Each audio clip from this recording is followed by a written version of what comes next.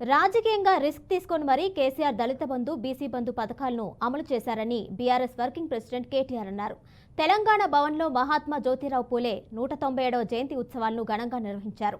ఈ సందర్భంగా కేటీఆర్ మాట్లాడారు. సంఘం కోసం సమాజం కోసం పనిచేసి శాశ్వతమైన ఖ్యాతిని సాధించుకున్న గొప్ప మహామనిషి జ్యోతిబా పూలే అని గుర్తు చేశారు.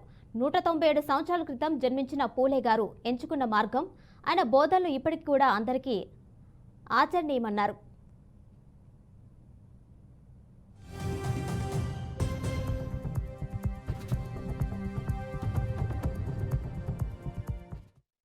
ఈరోజు ఈ రాష్ట్ర ప్రభుత్వం ఏదైతే కాంగ్రెస్ ప్రభుత్వం ఏదైతే ఉన్నదో వారికి మేము గుర్తు చేయదలుచుకున్నాం.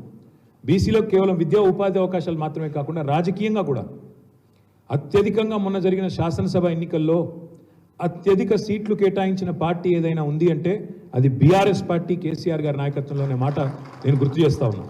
శాసనసభ ఎన్నికల్లో అదే మాదిరిగా ఈరోజు పార్లమెంట్ ఎన్నికల్లో ఉన్న 17 స్థానాలకు గాను ఇవాళ 5 SC ST రిజర్వేషన్ సీట్లు పక్కన పెడితే 17లో 12 మిగిలితే ఆ 12లో 6 సీట్లు ఇవాళ అంటే 50% బలహీన వర్గాలకు బీసీలకు కేటాయించిన ఒకే ఒక్క పార్టీ బీఆర్ఎస్ పార్టీ. సికింద్రాబాద్లో పద్మారావు గౌడ్ కావచ్చు, జహీరాబాద్లో గాలి అనిల్ కుమార్ గారు కావచ్చు, నిజామాబాద్లో బాజిరెడ్డి గోవర్ధన్ గారు కావచ్చు, హైదరాబాద్లో గడ్డం శ్రీనివాస్ యాదవ్ కావచ్చు, చేవెళ్లలో కాసాని జ్ఞానేశ్వర్ గారు కావచ్చు, భువనగిరిలో సీనియర్ నాయకుడు క్యామా మల్లేష్ గారు కావచ్చు.